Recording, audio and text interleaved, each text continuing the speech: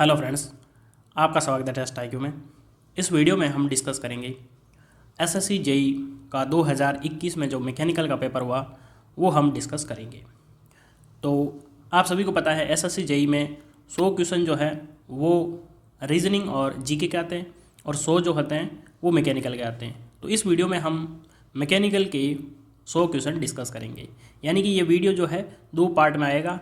इसमें हम 50 question discuss करेंगे और नेक्स्ट पार्ट जो आएगा उसमें हम 50 क्वेश्चन डिस्कस करेंगे। एसएससी जेई में जो क्वेश्चन होते हैं वो बहुत ज़्यादा रिपीट होते हैं, इसीलिए आपके एग्ज़ाम जो है बहुत ही नज़दीक है। इसलिए एग्ज़ाम से पहले आपको वीडियो कंप्लीट देखना है। एक एक क्वेश्चन को हम बहुत ही डिटेल में समझेंगे ताकि आपका सारा रिवीजन हो सके। तो चलिए शुरू करते हैं। पहला क्वेश्चन है, auto cycle of A car engine consist of. तो ऑटो साइकिल में क्या होता है? 1 adiabatic cycle only, 2 iso core and 2 reversible adiabatic cycle, 1 iso core cycle only, 4 adiabatic cycle. बहुत ही सिंपल क्वेश्चन है। ऑटो साइकिल में आपको बहुत बार पढ़ा चुका हूँ। ऑटो साइकिल की एफिशिएंसी का जो डेरिवेशन है वो भी मैं पढ़ा चुका हूँ। यदि वो वीडियो आपने नहीं देखा है तो आप प्लेलिस्ट में जाइए आईसी इंजन की, मैंने कंप्लीट आईसी इंजन करवा रखा है। तो हमारा जो आंसर है वो सेकंड करेक्ट हो जाएगा। अब सेकंड कैसे करेक्ट हो जाएगा? यदि मैं बात करूं पीवी डायग्राम की, तो ऑटो साइकिल का पीवी डायग्राम कैसे बनता है? ये आपका ऑटो साइकिल का पीवी डायग्राम हो गया। यहाँ से 1 से लेकर 2 क्या है? एडियाबैटिक कंप्रेशन, 2 to 3 जो है कांस्टेंट वॉल्यूम हीट एडिशन, और 3 to 4 जो है ये एक्सपांसन है एडियाबैटिक, और 4 to 1 जो है वो हीट रिजेक्शन है। बहुत बार डिस्कस कर चुके हैं, बहुत ही सिंपल है। तो यहाँ पे लिखा गया 2 आइसो कोर। आइसो कोर का मतलब क्या होता है? कांस्टेंट वॉल्यूम प्रोसेस होता है उसको आइसो कोर बोलते हैं, और जो एडियाबैटिक प्रोसेस होते हैं, और आप सभी को पता है ऑटो, डीजल, ड्यूल ये सब क्या है? रिवर्सिबल साइकिल है। तो ये जो प्रोसेस होते हैं वो रिवर्सिबल होते हैं। तो यहाँ पे जो ये प्रोसेस हैं ये एडियाबैटिक, रिवर्सिबल एडियाबैटिक प्रोसेस हो जाएंगे। तो यहाँ पे हमारा आंसर सेकंड करेक्ट हो जाएगा। अगला क्वेश्चन देखते हैं। इन the context of properties of steel, which of the following statement is highly relevant? Presence of manganese decrease strength, presence of carbon contents impart strength to iron, presence of sulfide improve corrosion resistance, presence of carbon does not influence the heat treatment process। तो simple question है, हम इसको discuss कर चुके हैं पहले के video में। इस पेपर में बहुत सारे क्वेश्चन जो है वो रिपीटेटिव है। तो यदि आपने प्रीवियस मेरे वीडियो जो है एसएससी के देखे हैं तो आप समझ जाएंगे कि कितने क्वेश्चन रिपीटेड है। तो यहाँ पे सही आंसर हो जाएगा second, presence of carbon content impart strength of iron. तो आप सभी को पता है 1 to 2% तक की बात करें कार्बन की तो ये होता है आपका स्टील, और 2 to 4% बात करें तो वो होता है आपका कास्ट आयरन। और जैसे जैसे कार्बन का जो परसेंटेज है वो बढ़ता है उसकी स्ट्रेंथ बढ़ती जाती है, जैसे कि low carbon steel, medium carbon steel, high carbon steel. तो स्टील की जो स्ट्रेंथ है वो कार्बन के कंटेंट पे डिपेंड करती है। पहला ऑप्शन दिया गया presence of manganese decrease strength. Manganese जो होता है उससे स्ट्रेंथ इंक्रीज होती है, और presence of sulphide improve corrosion resistance. Corrosion जो है रेजिस्टेंस वो क्रोमियम की वजह से इंप्रूव होता है, ना कि सल्फाइड से। Presence of carbon does not influence the heat treatment process. Carbon का जो है मेन रोल होता है आयरन के अंदर, तो हीट ट्रीटमेंट प्रोसेस में कार्बन का बहुत इंपॉर्टेंट रोल होता है। अगला क्वेश्चन देखते हैं। विच of the following is not a part of refrigeration system? Compressor, condenser, turbine, evaporator. बहुत ही ज़्यादा सिंपल क्वेश्चन है, तो सही आंसर हो जाएगा टर्बाइन। देखिए, यदि हम बात करें रेफ्रिजरेशन सिस्टम की, तो रेफ्रिजरेशन सिस्टम में सबसे पहले क्या लगा होता है? कंप्रेसर। ठीक है, ये होता है आपका कंप्रेसर। फिर कंप्रेसर से होकर वो किस में जाती है? वो जाती है आपके कंडेंसर में। कंडेंसर के बाद में एक्सपांसन डिवाइस, उसके बाद में इवेपोरेटर। क्या होता है? ऐसे साइकिल कंप्लीट होता है। तो ये तो हो गया आपका कंप्रेसर, ठीक है, और ये हो गया कंडेंसर। ये क्या करता है? हीट रिमूव करता है। और ये हो गई आपके एक्सपांसन डिवाइस, जैसे कि थ्रोटलिंग प्रोसेस होता है इसमें। और ये हो गया आपके इवेपोरेटर, जो हमारा सिस्टम होता है वहाँ से ये हीट जो है एब्जॉर्ब करता है। तो यहाँ पे देखिए, कंप्रेसर हो गया, कंडेंसर हो गया, इवेपोरेटर। टरबाइन जो है वो रेफ्रिजरेशन सिस्टम का पार्ट नहीं है। If the oil viscosity increases then wear losses decreases, become zero, remains the same या फिर इंक्रीज। तो यहाँ पे सही आंसर हो जाएगा डिक्रीज, क्योंकि विस्कोसिटी जब यदि इंक्रीज होती है तो कोई भी लिक्विड की जो है फ्लूइड की विस्कोसिटी इंप्रूव होती है तो क्या होता है कि वो जो लुब्रिकेशन होता है वो लॉन्ग टाइम पर रहता है, प्लस हीट जो है एब्जॉर्बिंग कैपेसिटी उसकी लिक्विड की ज़्यादा होती है और लेयर बीच में बनती है वो विस्कोसिटी ज़्यादा होती है तो थिक लेयर बनती है, जिसकी वजह से वियर लॉसेस डिक्रीज हो जाते हैं। In flow measurement a venturi meter is preferred over an orifice meter because it is cheaper, pressure drop is more, space is limited, energy और हेड लॉसेस इज लेस। तो यहाँ पे हमारा answer जो है वो फोर्थ करेक्ट हो जाएगा, एनर्जी और हेड लॉसेस इज लेस। यदि मैं बात करूँ वेंचुरी की, तो वेंचुरी आप सभी को पता है कैसी होती है, कन्वर्जिंग डाइवर्जिंग। ये तो हो गई आपके वेंचुरी। यदि मैं बात करूं ओरिफिस मीटर की, तो ओरिफिस मीटर सिंपली आपका जो है पाइप के अंदर ऑब्स्ट्रक्शन लगा हुआ होता है। तो यदि फ्लूइड फ्लो होगा तो इसमें तो ऐसे होगा स्मूथली, ठीक है, ये हो जाएगा। इसमें क्या होगा, जैसे इधर आएगा तो यहाँ पे टकराएगा तो इडीज फॉर्मेशन होगा, ठीक है। तो टर्बुलेंस फ्लो की वजह से ये जो है यहाँ पे लॉसेस बहुत ज़्यादा होंगे। तो यदि हम बात करें एक्चुअल डिस्चार्ज की, तो एक्चुअल डिस्चार्ज क्या होता है, coefficient of discharge into theoretical discharge. अब ये जो CD जितना ज़्यादा होगा हमारा जो एक्चुअल डिस्चार्ज है उतना ही ज़्यादा होगा। तो यदि हम बात करें वेंचुरी मीटर की, तो हमारा जो CD की वैल्यू होती है वो 98% टू जो है 99% तक होती है, यानी कि 0.98 टू 0.99 वैल्यू होती हैं कोएफिशिएंट ऑफ डिस्चार्ज की। और यदि हम इधर जो आपका ये है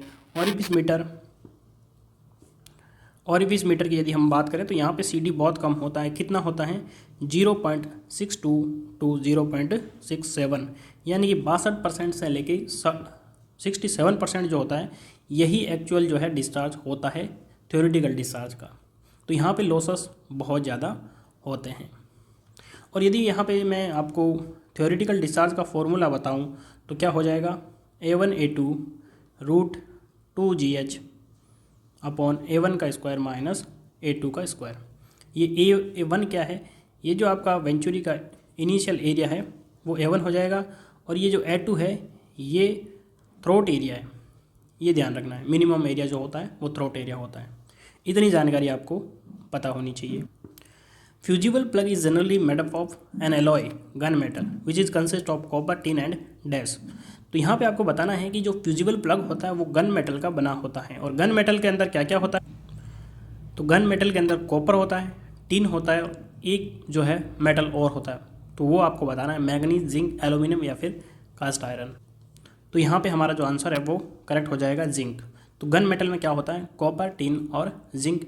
यदि हम बात करें फ्यूजिबल प्लग की, तो फ्यूजिबल प्लग यहाँ कहाँ पे यूज़ करते हैं, जैसे कि यदि हम बात करें बॉयलर के अंदर, ये वैसे जहाँ पे भी सेफ्टी की ज़रूरत होती है वहाँ पे फ्यूजिबल प्लग यूज़ किया जाता है। तो जनरली आप सभी को पता है कि बॉयलर के अंदर हम फ्यूजिबल प्लग यूज़ करते हैं। किसके लिए हम यूज़ करते हैं, सेफ्टी के लिए।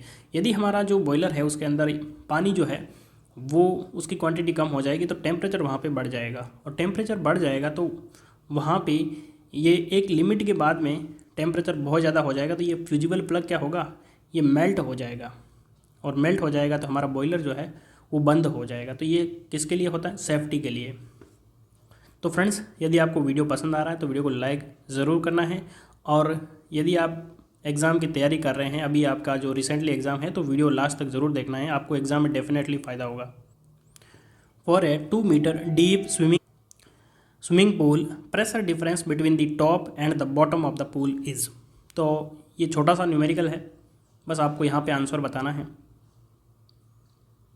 देखिए, यदि हम बात करें प्रेशर डिफरेंस की, तो जैसे मान लो ये आपका स्विमिंग पूल है, ठीक है, ये स्विमिंग पूल है। अब यहाँ पे देखिए, यहाँ पे जो प्रेशर होगा वो कौन सा होगा, एटमॉस्फेरिक, और ये 2 मीटर नीचे की बात कर रहा है, तो यहाँ पे जो प्रेशर होगा वो कौन सा प्रेशर होगा, ये गेज प्रेशर होगा, ठीक है, क्योंकि एब्सोलूट प्रेशर से थोड़ा सा ज़्यादा होगा। तो ये जो प्रेशर होगा, यदि हम डिफरेंस की बात करें, यदि हम बात करें जैसे मान लो टोटल प्रेशर की, तो ये जो टोटल प्रेशर होगा तो यहाँ पे हो जाएगा आपके एब्सोलूट प्रेशर। लेकिन हमको एब्सोलूट नहीं निकालना है, प्रेशर डिफरेंस निकालना है। तो प्रेशर डिफरेंस दोनों का क्या हो जाएगा, absolute gauge pressure. Gauge pressure क्या हो जाएगा, एब्सोलूट माइनस एटमॉस्फेरिक प्रेशर। तो सिंपली जो है टोटल प्रेशर में से एटमॉस्फेरिक निकाल देंगे तो सिंपली क्या बचेगा, गेज प्रेशर। और गेज प्रेशर जो है उसका फॉर्मूला क्या होता है, रो जी एच। बस थोड़ा समझाने के लिए मैंने आपको बता दिया, बाकी आपको फॉर्मूला सिर्फ ये लगाना है, P बराबर रो जी एच। और यदि आपको एब्सोलूट पूछ लेता तो एटमॉस्फेरिक प्रेशर आपको जोड़ना होता है। यदि आपको एटमॉस्फेरिक प्रेशर क्वेश्चन में नहीं दे रखा होता है तो आपको याद रखना है 101,325 पास्कल होता है हमारा, और किलो पास्कल में 101 हो जाएगा। तो यहाँ पे आपको डेंसिटी देखिए, स्विमिंग पूल है तो सभी को पता है कि वाटर है, और वाटर की डेंसिटी कितनी होती है 1000। जी की वैल्यू 9.8 ले लेते हैं, और एच जो है हाइट कितनी देर की आपको, या फिर डेप्थ 2 मीटर। तो यहाँ पे यदि हम मल्टीप्लाई करेंगे तो ये पास्कल में आएगा, और ये जो 1000 है ये किलो पास्कल में कन्वर्ट कर देगा। तो 9.8 इंटू 2 कितना हो जाएगा, 19.6 किलो पास्कल। तो यहाँ पे हमारा जो आंसर है वो सेकंड करेक्ट हो जाएगा, 19.6। विच of the following is not a unit of pressure. Simply आपको प्रेशर की यूनिट बतानी है, जूल, पास्कल, न्यूटन पर मीटर स्क्वायर और बार।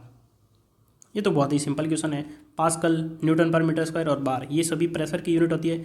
जूल जो होती हैं वो किसकी होती हैं, एनर्जी और वर्क की होती हैं, और जूल पर सेकंड हो जाएगा तो किस में हो जाएगा, पावर की यूनिट हो जाएगी। Lancashire boiler has dash flue tube whereas Cornish boiler has dash flue tube. यानी कि आपको यहाँ पे बताना है कि ये जो आपका लैंकाशायर है इसमें कितनी फ्लू ट्यूब होती हैं और कॉर्निश में कितनी होती हैं। यहाँ पे हमारा जो आंसर है वो सेकंड करेक्ट हो जाएगा। लैंकाशायर बॉयलर में 2 होती हैं और कॉर्निश में 1 होती हैं। ऐसे क्वेश्चन जो होते हैं वहाँ पे आपको डायरेक्ट याद रखना होता है। अलग अलग टाइप के बॉयलर हैं तो किस में कौन कितनी ट्यूब होती है ये आपको डायरेक्ट याद रखना है। For a refrigerating machine capacity is expressed as.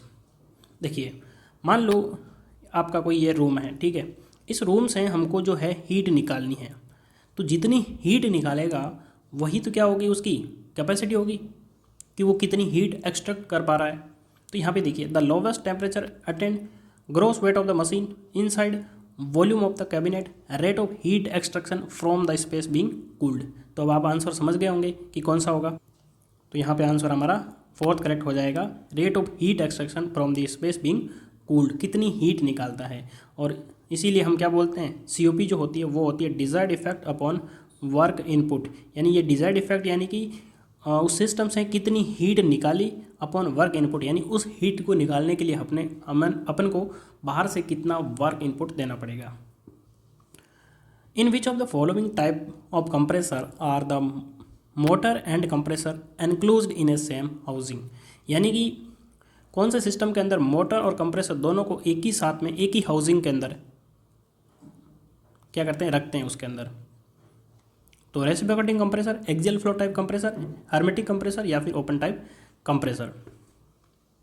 तो यहाँ पे सही आंसर हो जाएगा हर्मेटिक कंप्रेसर। हर्मेटिक कंप्रेसर में अपन क्या करते हैं, मोटर और कंप्रेसर को एक साथ रख देते हैं। अब यहाँ पे देखिए कभी कभी क्या होता है कि जैसे जो मोटर और कंप्रेसर है इनको सील्ड भी कर देते हैं तो वो अलग सिस्टम हो जाएगा। यदि उनको फिक्स कर देंगे तो अलग सिस्टम हो जाएगा, और ऐसे नॉर्मली हाउसिंग के अंदर साथ में रख देंगे तो वो अलग सिस्टम हो जाएगा। तो ये जो हर्मेटिक सिस्टम होता है ये भी 3 टाइप का होता है।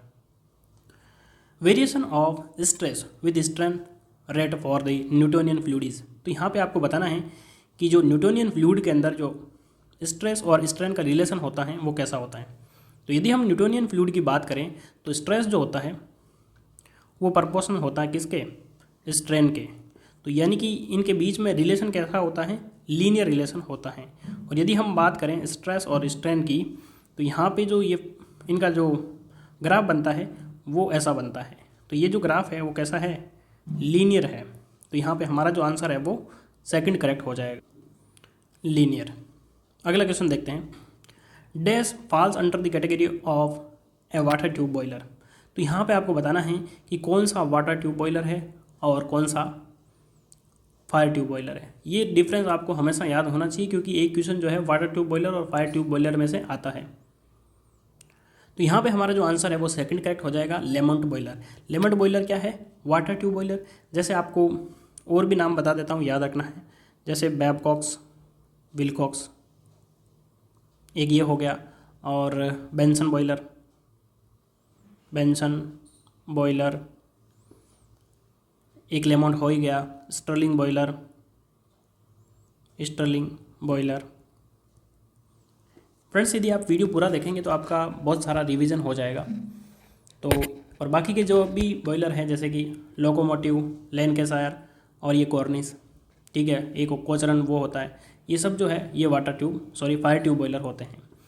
वाटर ट्यूब बॉयलर जो होते हैं ना, ये हाई प्रेशर बॉयलर होते हैं, इनका प्रेशर ज़्यादा होता है, और जो फायर ट्यूब बॉयलर होते हैं वो लो प्रेशर बॉयलर होते हैं। The efficiency of an ideal diesel engine does not directly depend on cut off ratio, compression ratio, fluid pressure या फिर आइसेंट्रोपिक इंडेक्स। तो फ्रेंड्स, यदि आपको डीजल इंजन की जो एफिशिएंसी का फॉर्मूला आता है तो आप इजीली आंसर दे पाएंगे। यदि मैं बात करूं एफिशिएंसी ऑफ डीजल साइकिल, तो 1 - 1 अपॉन आर की पावर गामा -1 रो -1 अपॉन रो की पावर गामा -1, ये फॉर्मूला होता है। यहाँ पे रो क्या है?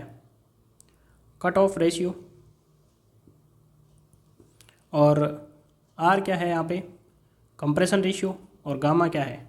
Adiabatic index. तो यहाँ पे देखिए, कट ऑफ रेशियो रो हो गया, कंप्रेशन रेशियो आर हो गया, और आइसेंट्रोपिक इंडेक्स गामा हो गया, ठीक है। तो ये किस पे डिपेंड नहीं करता? फ्लूइड प्रेशर पर डिपेंड नहीं करता।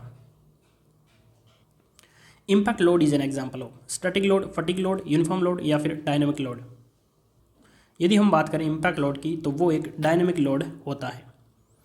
देखिए, एक इम्पैक्ट लोड होता है, एक ग्रेजुअल लोड होता है। जैसे आपने कोई चीज़ जो है, जैसे एक बड़ा सा पत्थर एकदम गिरा दिया किसी पे, तो वो क्या हो जाएगा? Impact load.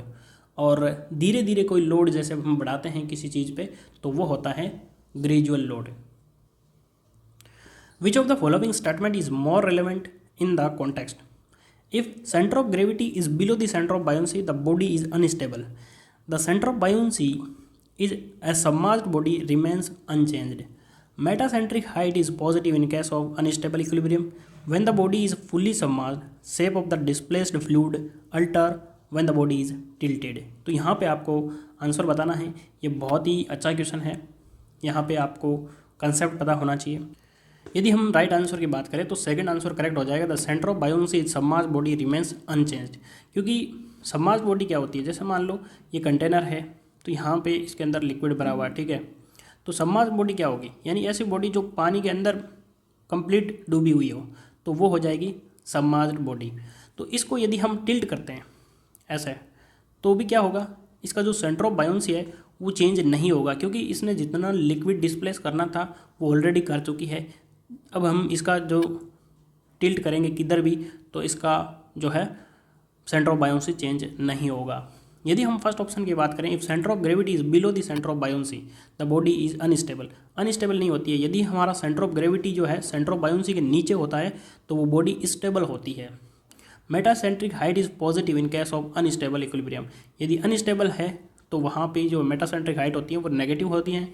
और when the body is fully submerged the shape of the displaced and altars when the body is tilted. यही बात जो मैंने अभी आपको बताई थी कि जो हमारी बॉडी यदि सबमर्ज्ड है तो उसका जो डिस्प्लेस्ड फ्लूइड होगा, अल्टर्स का मतलब होता है change when the body is tilted. तो ये गलत हो जाएगा, क्योंकि चेंज नहीं होता है, क्योंकि जितना इसने डिस्प्लेस करना था कर दिया। यदि हमारी जो बॉडी है, जैसे मान लो ये लिक्विड है, इसके अंदर बॉडी कोई फ्लोट कर रही है, तो ये जो फ्लोट कर रही है तो यहाँ पे क्या है, ये आधी बाहर है। तो अब यदि हम टिल्ट करेंगे तो इसका जो पानी के अंदर का भाग चेंज हो जाएगा, तो डिस्प्लेस लिक्विड भी चेंज हो जाएगा। The splash system is not used in lubricate, piston ring, gear teeth and roller bearing, tappets या फिर कैमशाफ्ट। तो यहाँ पे आपको बताना है कि स्प्लैश सिस्टम जो है वो किस में यूज़ नहीं करते। तो यहाँ पे सही आंसर हो जाएगा second, gear teeth and roller bearing, इनके अंदर हम स्प्लैश सिस्टम यूज़ नहीं करते। With in a refrigeration system the expansion valve is incorporated between the. तो अभी मैंने आपको बताया था चार जो होते हैं, कंप्रेसर, कंडेंसर, एक्सपांसन वाल्व और आपका इवेपोरेटर। तो यहाँ पे आपको पूछा गया है कि एक्सपांसन वाल्व जो होता है वो किन के बीच में लगा हुआ होता है। तो सही आंसर हो जाएगा कंडेंसर एंड इवेपोरेटर। देखिए मैंने आपको ये बताया था कि ये आपका कंप्रेसर, उसके बाद में ये कंडेंसर, कंडेंसर के बाद में ये एक्सपांसन वाल्व, एक्सपांसन वाल्व, और ये आपका इधर इवेपोरेटर हो जाएगा और इधर वापस कंप्रेसर हो जाएगा। ठीक है, तो ये जो है आपका एक्सपांसन डिवाइस है ये किन के बीच में, कंडेंसर और इवेपोरेटर के बीच में। तो आंसर जो है फर्स्ट करेक्ट हो जाएगा। ये आपको जो है डायग्राम हमेशा याद रखना है। What is the kinematic viscosity? It is the ratio of dynamic viscosity to relative density, it is the rate of change of the shear strain, it is the ratio of dynamic viscosity to mass density, it is the rate of change of shear stress. तो यहाँ पे आपको बताना है kinematic viscosity के बारे में। तो देखिए बहुत सारे स्टूडेंट जो होंगे ये सेकंड वाला ये गलत कर देंगे, ये गलत कर देंगे, लेकिन ये सोचेंगे कि इन दोनों में से कौन सा होगा। तो यहाँ पे इन दोनों में से आपको आंसर बताना है। तो कहीं आपने फर्स्ट तो नहीं कर दिया, तो फर्स्ट जो है ये गलत हो जाएगा। यहाँ पे आंसर जो है वो थर्ड करेक्ट होगा, क्योंकि काइनेमेटिक विस्कोसिटी होती है वो होती है dynamic viscosity to the density, और ये जो सिंपल डेंसिटी होती हैं ये होती है आपके मास डेंसिटी, मास डेंसिटी। तो हमारा जो आंसर थर्ड करेक्ट हो जाएगा। रिलेटिव डेंसिटी जो होती हैं वो होती है density of fluid to the density of standard fluid. तो ये जो है ये होती है आपके रिलेटिव डेंसिटी, और इसी को हम क्या बोलते हैं, स्पेसिफिक ग्रेविटी। ये आपको ध्यान रखना है। तो हमारा सही आंसर जो है वो थर्ड करेक्ट हो जाएगा, ये आपको ध्यान रखना है। कई बार जो होते हैं ना ये सिंपल क्वेश्चन जैसे काइनेमेटिक विस्कोसिटी, इसको थोड़ा घुमा इसलिए देते हैं क्योंकि यहाँ पे स्टूडेंट जो है कन्फ्यूज़ हो जाता है, इसलिए आपके कंसेप्ट क्लियर होने चाहिए। In high-speed aircraft flying at a high altitude, why is cooling of the cabin required even if temperature outside is very low? यानी कि फ्लाइट में हम उड़ते हैं तो वहाँ पे बाहर का टेम्परेचर बहुत कम होता है, फिर भी अंदर कूलिंग की आवश्यकता क्यों होती है, ये आपको पूछा गया है। Due to absence of solar radiation, since outside pressure is very high, due to large internal heat generation to improve the fuel efficiency. तो सही आंसर हो जाएगा due to large internal heat generation. अंदर जो होता है इंजन की वजह से हीट जनरेशन जो है बहुत ज़्यादा होता है, उसको कूल करने के लिए हमारे कूलिंग की आवश्यकता होती है।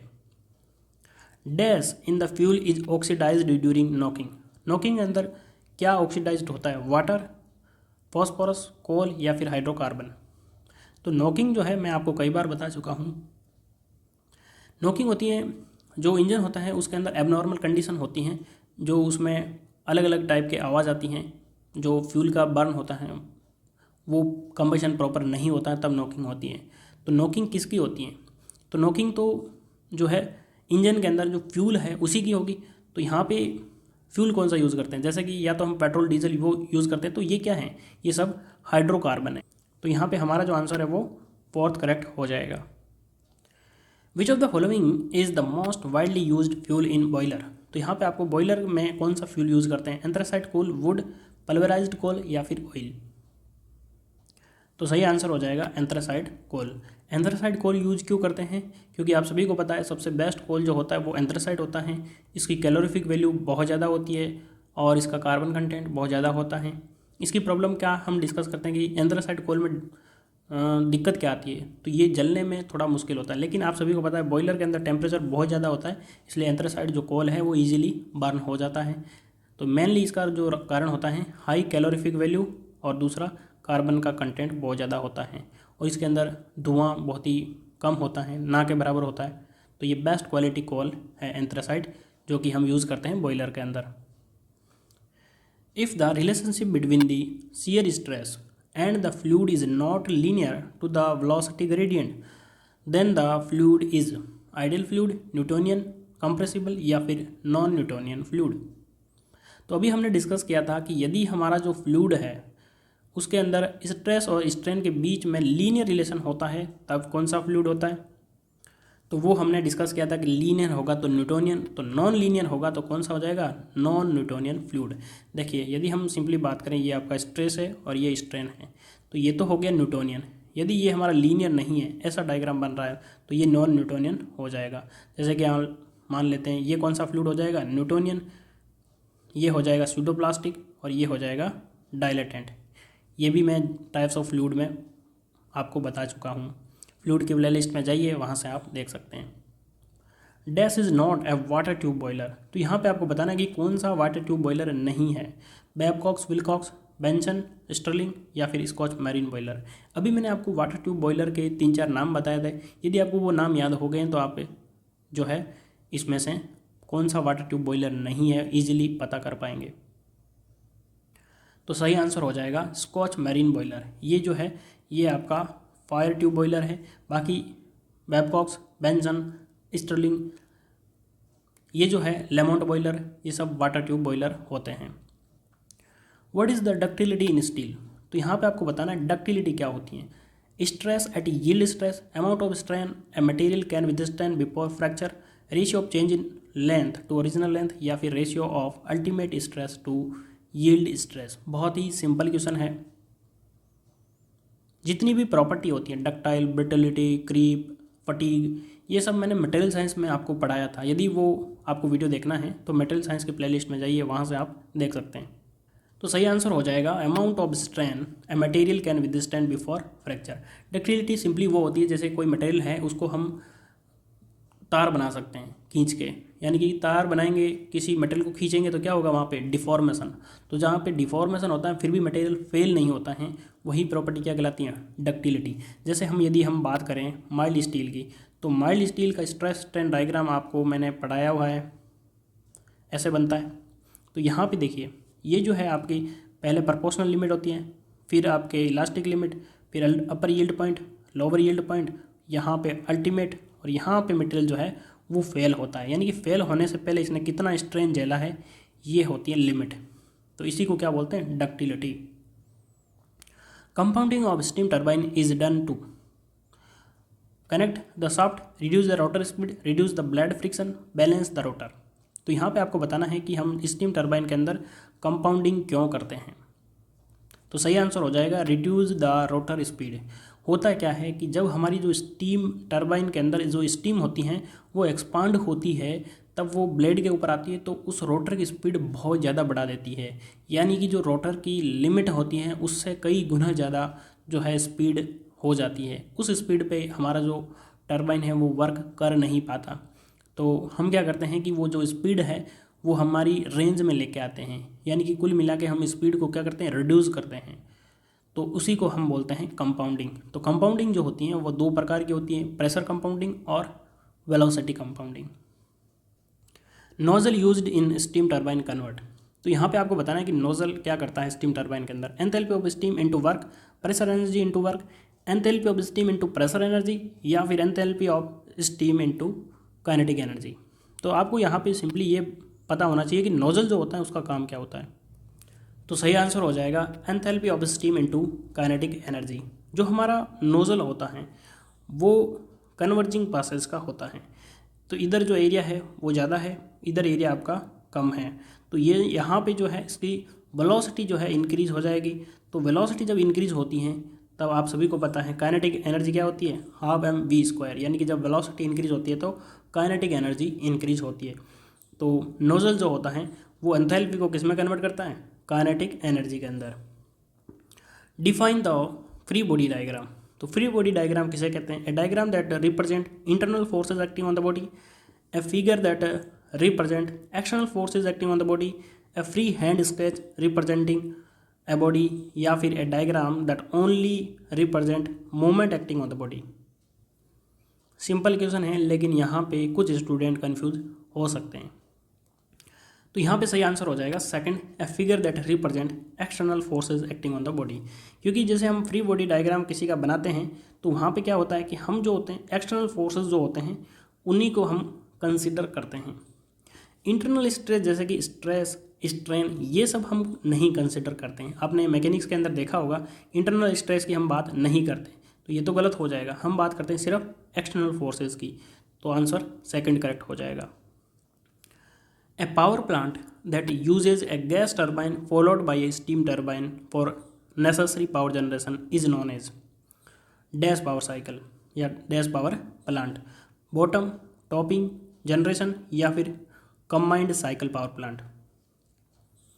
तो ये क्वेश्चन क्या है, a power plant that uses a gas turbine followed by a steam turbine, यानी कि पहले गैस टर्बाइन उसके बाद में हम यूज करेंगे स्टीम टरबाइन। तो कुल मिला के दोनों टरबाइन हम एक साथ यूज़ कर रहे हैं, और दो टरबाइन हम एक साथ यूज़ करेंगे तो वो हमारा कैसा पावर प्लांट होगा, तो वो हो जाएगा combined cycle power plant. Option यहाँ पे फोर्थ करेक्ट हो जाएगा। अगला क्वेश्चन देखते हैं। The device which transfer energy from the dash to the dash is known as hydraulic turbine.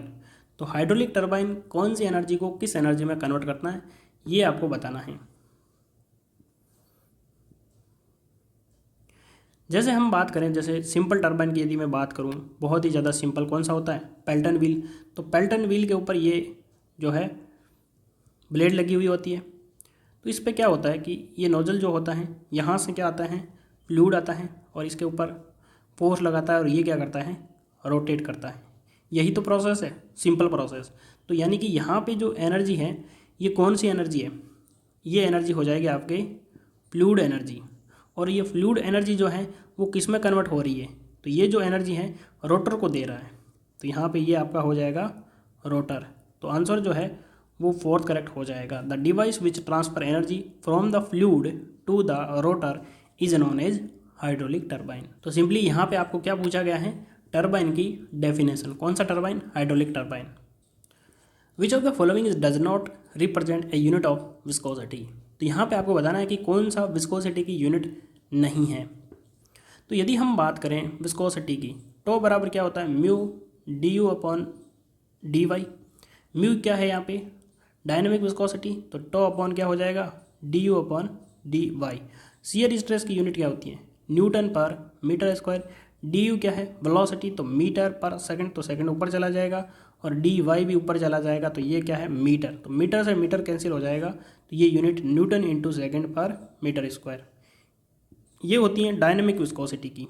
यदि हम इसको एम कैस में कन्वर्ट करके, काइनेमेटिक विस्कोसिटी क्या होती है, डायनेमिक टू द डेंसिटी। तो डेंसिटी का यदि हम भाग देंगे तो यहाँ पे यूनिट आती है मीटर स्क्वायर पर सेकंड, और ये है एम कैस यूनिट। तो इसको हम सीजीएस में कन्वर्ट करेंगे तो सेंटीमीटर स्क्वायर पर सेकंड होता है। और ये जो सेंटीमीटर स्क्वायर पर सेकंड होता है, इसी को क्या बोलते हैं, स्टोक। क्या बोलते हैं, स्टोक। तो स्टोक किसकी यूनिट हो गई, काइनेमेटिक विस्कोसिटी की। और ये जो डायनेमिक विस्कोसिटी होती हैं, इसकी भी सीजीएस यूनिट जो होती हैं, इसी को हम बोलते हैं पॉइजन। तो ये पॉइजन किसकी यूनिट है, डायनेमिक विस्कोसिटी की। आपको ध्यान रखना है कि काइनेमेटिक की कौन सी है, डायनेमिक की कौन सी है।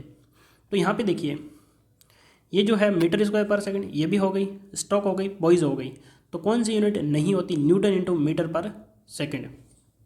तो आंसर हमारा सेकंड करेक्ट हो जाएगा। अब ये यूनिट किसकी है, न्यूटन इंटू मीटर क्या होता है, जूल होता है, और पर सेकंड, तो जूल पर सेकंड क्या होती हैं, वाट। और वाट किसकी होती हैं, पावर की यूनिट होती हैं। अगला क्वेश्चन देखते हैं। Determine the COP of heat pump if the rate of heat rejected is 360 kilo joule पर minute and power supplied is 2 kilowatt. तो आपको सिंपली यहाँ पे निकालना क्या है, COP निकालनी है। किसकी निकालनी है, हीट पंप की। तो यहाँ पे देखिए, जैसे मान लो ये आपका हीट पंप है। हीट पंप क्या करता क्या है, देखिए रेफ्रिजरेशन में हम कोई सिस्टम से हीट निकालते हैं और बाहर फेंक देते हैं उसको। लेकिन हीट पंप क्या होता है, जैसे सर्दियों में यदि हमको हीट पंप की ज़रूरत होती है, यानी कि जो हमारा रूम है उसको गर्म करना, यानी कि जो हीट है वो बाहर से लेगा और हमारे रूम के अंदर हीट डाल देगा, तो हमारा रूम जो है गर्म हो जाएगा। तो जैसे मान लो यहाँ से ये हीट लेगा, एब्जॉर्ब करेगा, तो ये क्या है, जैसे मान लो एटमॉस्फेयर से हीट लिया इसने, तो कुछ वर्क इसको देना पड़ेगा और ये हीट रिजेक्ट कहाँ पे करेगा, हमारा ये जो रूम है इसमें करेगा। ठीक है, तो यहाँ पे आपको दे क्या रखा है, हीट रिजेक्टेड। तो ये डायरेक्ट हीट आपको दे दी कितनी, 360 किलो जूल पर मिनट। यदि मैं इसको किलो वोट में कन्वर्ट करता हूँ तो 60 का भाग दे दूंगा, तो ये कितना हो जाएगा, 6 हो जाएगा किलो वोट। अब हमारा जो COP होता है वो क्या होता है, desired effect upon work input. तो हीट पंप में हमारा डिजायर्ड इफेक्ट क्या होता है, जो हीट जो है रिजेक्ट होती है वो होता है हमारा डिजायर्ड इफेक्ट। तो ये हो जाएगा 6 अपॉन वर्क इनपुट कितना है, 2 किलोवाट। तो हमारा जो COP जो है वो कितना आ जाएगा, 3 आ जाएगा। अब यदि आपको यहाँ पे हीट रिजेक्टेड की जगह हीट एब्जॉर्ब दे देता तो यहाँ से 6 हो जाता और 2 तो यहाँ से इनपुट हो रहा है, तो हीट रिजेक्ट कितनी हो जाएगी, 8 हो जाती। और फिर 8 बटे हम क्या करते, 2 करते, तो हमारी COP कितनी आती, 4 आती। तो ये आपको ध्यान रखना है कि हीट रिजेक्टेड दी हुई है या फिर हीट एब्जॉर्ब दी हुई है, तो ये आपको ध्यान रखना है। तो यहाँ पे हमारी COP कितनी आई, 3। तो आंसर हमारा सेकंड करेक्ट हो जाएगा। क्वेश्चन के आपको लैंग्वेज बहुत ही अच्छे से पढ़ना है, ताकि एक दो क्वेश्चन जो होते हैं जो हम जल्दबाजी में गलत करते हैं वैसे हमारे गलत नहीं होंगे। Pitot tube major pressure difference between two fluid, gauge pressure, dynamic pressure of moving steam या फिर टेम्परेचर ऑफ मूविंग वाटर। तो पिटोट ट्यूब का काम क्या होता है ये आपको बताना है। यदि मैं बात करूँ पिटोट ट्यूब की, जैसे आपका कोई ये लिक्विड फ्लो हो रहा है कुछ वेलोसिटी से, तो पिटोट ट्यूब जो होती है ना वो ऐसे शेप की होती है, ठीक है। और यहाँ पे एक छोटा सा होल होता है, तो जैसे ही कोई लिक्विड का पार्टिकल आएगा इससे टकराएगा तो उसकी वेलोसिटी जो होगी वो 0 हो जाएगी, और इसको पॉइंट को बोलते हैं स्टैग्नेशन पॉइंट। और यहाँ पे जो प्रेशर होगा उसको हम बोलेंगे स्टैग्नेशन प्रेशर। तो ये जो है वेलोसिटी 0 करके जो वेलोसिटी की जो एनर्जी थी वो किस में कन्वर्ट हो जाएगी, प्रेशर एनर्जी में। तो ये जो क्या करता है, dynamic pressure of moving steam, ठीक है। तो यहाँ पे आंसर थर्ड करेक्ट हो जाएगा।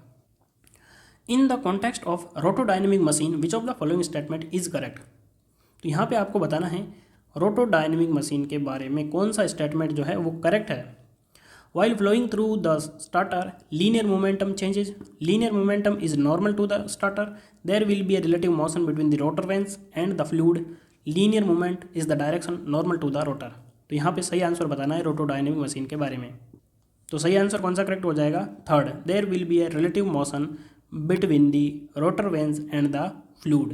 तो रोटोडायनेमिक है तो यहाँ पे डायनेमिक की बात हो रही है, तो इनके बीच में क्या होगा, रिलेटिव मोशन होगा।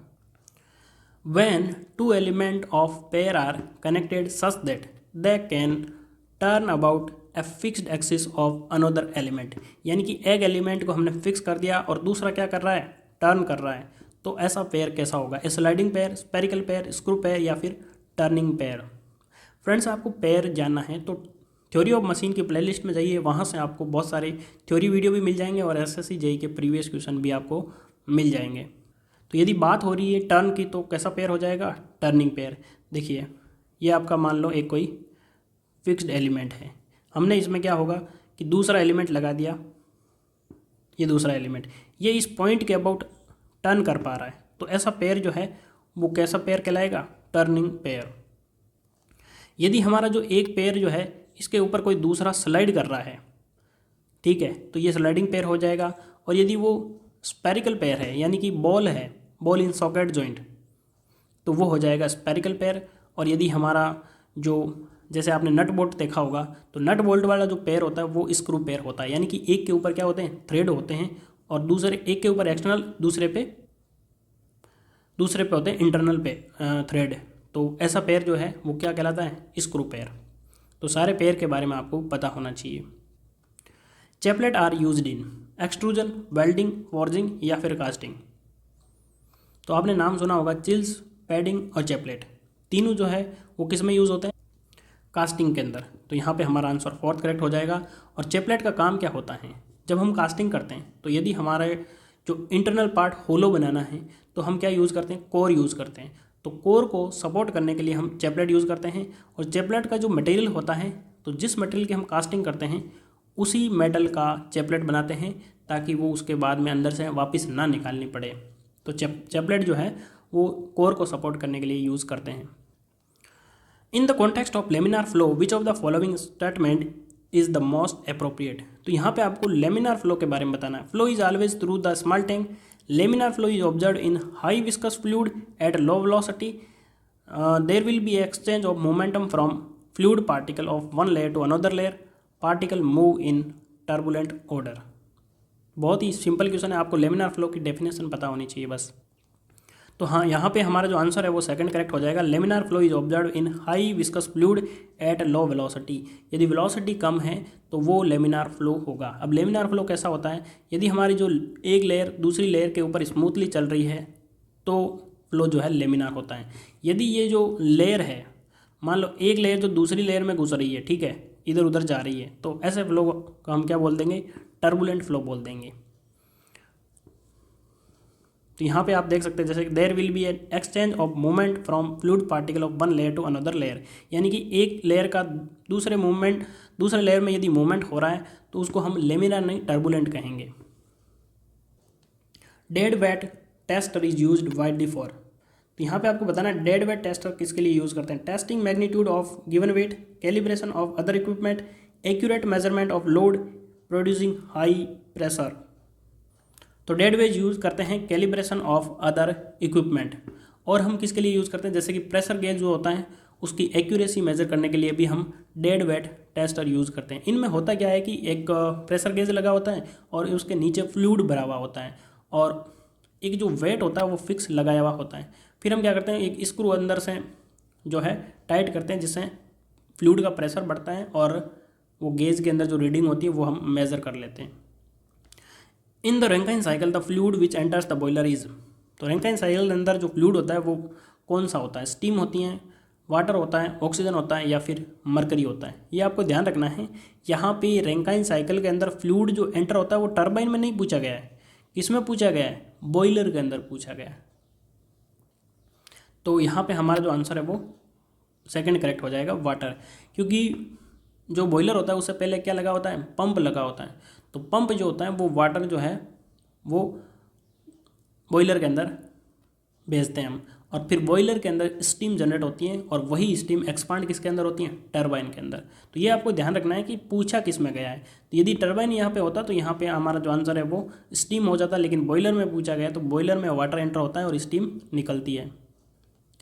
If there is no change in pressure at any point of the system with time then the system is said to be in, यदि हमारा जो प्रेशर है वो चेंज नहीं हो रहा है तो हमारा सिस्टम कैसा होगा, mechanical equilibrium, chemical, phase equilibrium या फिर थर्मल इक्विलिब्रियम।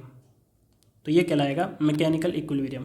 यदि यहाँ पे कोई कंपोनेंट जो है केमिकल मिक्सचर की बात हो रही है तब वहाँ पे केमिकल इक्विलिब्रियम की बात होगी। यदि एक ही फेज में हो रही है, यदि या तो सॉलिड है या लिक्विड है या गैस है, फेज चेंज नहीं हो रही तो फेज इक्विलिब्रियम हो जाएगा, और टेम्परेचर यदि कांस्टेंट है तो थर्मल इक्विलिब्रियम हो जाएगा। If the value of dryness fraction is zero it indicate that working fluid is at, तो यहाँ पे आपको बताना है कि ड्राइनेस फ्रैक्शन जीरो होता है तो वर्किंग फ्लूइड कैसा होगा, saturated vapour, compressed liquid, superheated vapour या फिर सैचुरेटेड लिक्विड। बहुत ही अच्छा क्वेश्चन है, मैं इसको थोड़ा आपको अच्छे से समझा देता हूँ। जैसे मान लो ये आपका सैचुरेटेड कर्व है, कौन सा कर्व है, सैचुरेटेड, और इसके अंदर ये कांस्टेंट प्रेशर लाइन है।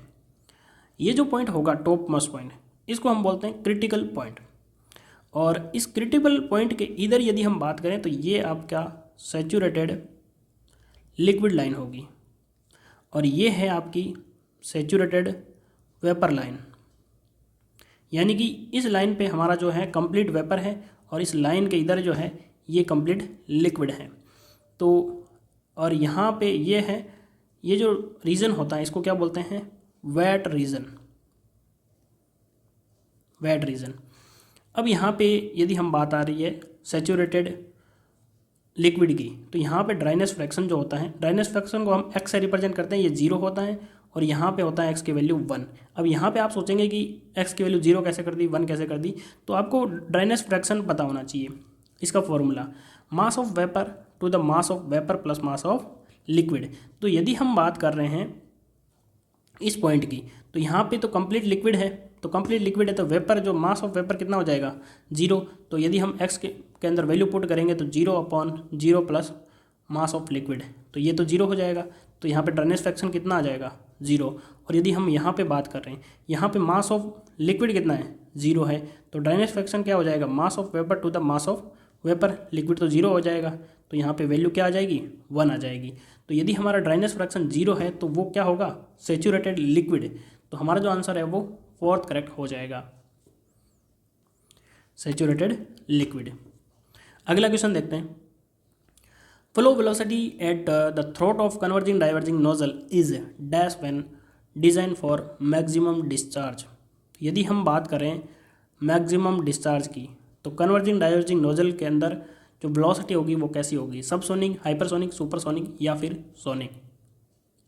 यदि हम मैक्सिमम डिस्चार्ज की बात करें तो वहाँ पे जो हमारा वेलोसिटी होगा वो सोनिक वेलोसिटी होगा नोजल के अंदर। What is the first refrigerant used in continuous refrigeration system? Carbon dioxide, water, ammonia या फिर एयर। तो यहाँ पे आपको पूछा गया है कि what was the first refrigerant, तो पहला रेफ्रिजरेंट कौन सा यूज किया गया था? तो सही आंसर हो जाएगा water. Percentage elongation measured during tensile testing indicate. तो कोई मटेरियल है उसके अंदर क्या हो रहा है, एलोंगेशन। एलोंगेशन मतलब उसके अंदर डिफॉर्मेशन हो रहा है, तो वो हम किस में मेजर करेंगे? फटीग स्ट्रेंथ, क्रीप, मिलायबिलिटी या फिर डक्टिलिटी। तो अभी हमने डिस्कस किया था कि कोई मटेरियल है, जैसे मान लो ये है, इस पर हमने लोड लगाया तो ये क्या हो जाएगा, लंबा हो जाएगा, यानी कि इसके अंदर क्या हो गया, एलोंगेशन। तो ये किस प्रॉपर्टी की वजह से होता है, ये डक्टिलिटी की वजह से होता है। तो जो हमारा आंसर है वो फोर्थ करेक्ट हो जाएगा। कोई भी मटेरियल है उसको यदि हम चादर के रूप में कन्वर्ट कर सकते हैं तो वो हो जाएगी मिलायबिलिटी। और बाकी जितनी भी प्रॉपर्टी है वो मैं आपको पहले से बता चुका हूँ। Forming is a phenomena that occurs in the boiler feed water due to. तो यहाँ पे आपको पूछा गया है कि जो फॉर्मिंग होती है, फॉर्म यानी क्या होता है, झाग। तो जो बॉयलर फीड वाटर के अंदर झाग बनते हैं वो किस वजह से बनते हैं? मैग्नीज, ऑयल, सोडियम क्लोराइड या फिर नाइट्रोजन परऑक्साइड की वजह से। यहाँ पे हमारा जो आंसर है वो सेकंड करेक्ट हो जाएगा, ऑयल। यदि हम बात करें इसके साथ में, जैसे कि ऑयल हो गया, एल्कलीज हो गया, फैट हो गया, ग्रीस हो गया, इन सभी की वजह से फॉर्मिंग होती है फीड वाटर के अंदर। If the gauge pressure of air in a cylinder is 250 kilo pascal the absolute pressure will be. तो अभी थोड़ी देर पहले मैंने आपको बताया था, यदि हम बात करें एब्सोल्यूट प्रेशर की तो ये होता है atmospheric pressure plus gauge pressure. यदि मैं डायग्राम से बताऊं तो ये मान लो यहाँ से एब्सोल्यूट ज़ीरो प्रेशर है, ठीक है, ये जीरो प्रेशर लाइन है। यहाँ से जो भी प्रेशर मेजर होगा वो क्या होगा, एब्सोल्यूट प्रेशर होगा। और हमारा जो एटमॉस्फेयर है उसका कुछ प्रेशर होगा, तो ये मान लो एटमॉस्फेरिक प्रेशर है। तो एटमॉस्फेरिक प्रेशर के ऊपर जो मेजर करेंगे वो क्या होगा, ये होगा गेज प्रेशर। और इसके नीचे जो मेजर किया जाएगा वो क्या हो जाएगा, वैक्यूम प्रेशर। तो यहाँ पे आपको क्या पूछा गया है, एब्सोल्यूट प्रेशर। तो ये मान लो यहाँ पे पॉइंट की बात हो रही है, तो ये टोटल मेजर करेंगे तो यहाँ तक तो क्या हो जाएगा एटमॉस्फेरिक, और यहाँ से गेज जो जोड़ देंगे तो एब्सोल्यूट आ जाएगा। तो एटमॉस्फेरिक प्रेशर कितना होता है, ये किस में दे रखा है, किलो पास्कल में। तो एटमॉस्फेरिक प्रेशर कितना होता है, 101,325 पास्कल। तो किलो पास्कल में बदलेंगे तो 101.325 प्लस गेज कितना दे रखा है 250, तो ये लगभग 100 के बराबर है, तो 350 के आसपास हो जाएगा, 351। तो आंसर हमारा जो है ऑप्शन के हिसाब से सेकंड करेक्ट हो जाएगा। यहाँ पे देख सकते हैं आपका आंसर सेकंड आ जाएगा। देखिए एसएससी जेईई में आपने जितने भी 2-3 न्यूमेरिकल किए होंगे बहुत ही ज़्यादा सिंपल होते हैं। बस फॉर्मूला आपको बेसिक जानकारी यदि आपको पता है तो आप इजीली कर पाएंगे। Pressure measurement is done by measuring heat losses from heated wire. यदि कोई हीटेड वायर है उससे हीट लॉस हो रहा है तब हम प्रेशर मेजर किससे करेंगे, a manometer, orifice meter, pirani gauge या फिर बैरोमीटर। तो ये बात हो रही है हीट लॉसेस की, तब हम पिरानी गेज यूज़ करेंगे। पिरानी गेज क्या मेज़र करता है, electrical resistance of filament wire. यानी कोई फिलामेंट वायर है उसके अंदर इलेक्ट्रिकल रेजिस्टेंस कितना है वो मेज़र करता है। और कैसे मेज़र करता है, यदि कोई वायर है उसका टेम्परेचर बहुत ज़्यादा हाई है, उसके अंदर हीट है, तो हीट यदि लॉसेस हो रही है तो उसका टेम्परेचर रिड्यूस हो रहा है, इलेक्ट्रिकल रेजिस्टेंस जो है वो भी डिक्रीज हो रहे हैं। तो वो जो चेंजेज होता है इलेक्ट्रिकल रेजिस्टेंस का, वो चेंजेज पिरानी गेज मेज़र करता है। For a steady flow the values of all fluid properties at fixed point change with location, change with time, do not change with location, do not change with time. Steady का मतलब क्या होता है, study का मतलब ही होता है डज नॉट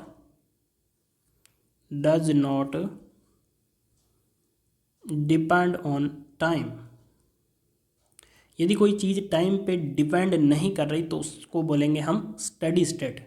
और कोई फ्लो है तो स्टडी फ्लो का मतलब क्या हो गया, वो फ्लो जो है वो टाइम के साथ में उसकी प्रॉपर्टीज चेंज नहीं हो रही है। जैसे मान लो कोई फ्लो हो रहा है, ठीक है, उस फ्लो में हमने यहाँ पे क्वेश्चन पे क्या पूछा गया, फिक्स्ड पॉइंट। तो यदि हम फिक्स्ड पॉइंट इस के अंदर मान लिया यहाँ पे, और ये फ्लो कैसा, स्टडी फ्लो, तो यानी कि टाइम के साथ में चेंज हो नहीं रहा है और पॉइंट हमने फिक्स कर दिया, तो इस पॉइंट के ऊपर प्रॉपर्टी जो है वो कैसी होगी। तो यहाँ पे देखिए स्टडी फ्लो का मतलब ही होता है does not depend on the time, तो आंसर जो है हमारा वो फोर्थ करेक्ट हो जाएगा, do not change with time. Answer हमारा जो है फोर्थ करेक्ट हो जाएगा। A capillary tube is employed in the refrigeration cycle to. देखिए कैपिलरी हम यूज क्यों करते हैं, reduce pressure of the refrigerant, control flow of refrigerant, control temperature of the refrigerated space, या फिर प्रोड्यूस ए कूलिंग इफेक्ट। हमारा जो answer है वो फर्स्ट करेक्ट हो जाएगा, रिड्यूस प्रेशर ऑफ रेफ्रिजरेंट, क्योंकि कैपिलरी ट्यूब जो है ना ये एक एक्सपांसन डिवाइस है और एक्सपांसन डिवाइस जो होती है वो प्रेशर को रिड्यूस करती है। For a floating body if the meta centre is below the centre of gravity then the body is said to be dash equilibrium. तो वो बॉडी जो है स्टेबल होगी, अनस्टेबल होगी, या फिर न्यूट्रल इक्विलिब्रियम में होगी। तो सही आंसर हो जाएगा अनस्टेबल, यानी कि फ्लोटिंग बॉडी के अंदर यदि मेटा सेंटर जो है वो सेंटर ऑफ ग्रेविटी के नीचे है तो वो अनस्टेबल इक्विलिब्रियम में होगी। तो फ्रेंड्स इस वीडियो में हमने 50 क्वेश्चन डिस्कस किए हैं। अगला पार्ट जो है इसके बहुत ही जल्दी आ जाएगा और मैं कमेंट में जो है उसका लिंक दे दूंगा, वहाँ से भी आप देख सकते हैं। तो ये वीडियो आपको कैसा लगा कमेंट बॉक्स में ज़रूर बताना। यदि आपको वीडियो पसंद आया तो वीडियो को लाइक करना और अपने जो फ्रेंड्स हैं जो भी साथ में प्रिपरेशन कर रहे हैं उनको शेयर ज़रूर करना है और चैनल पर नए हैं तो सब्सक्राइब ज़रूर करना है। Thank you.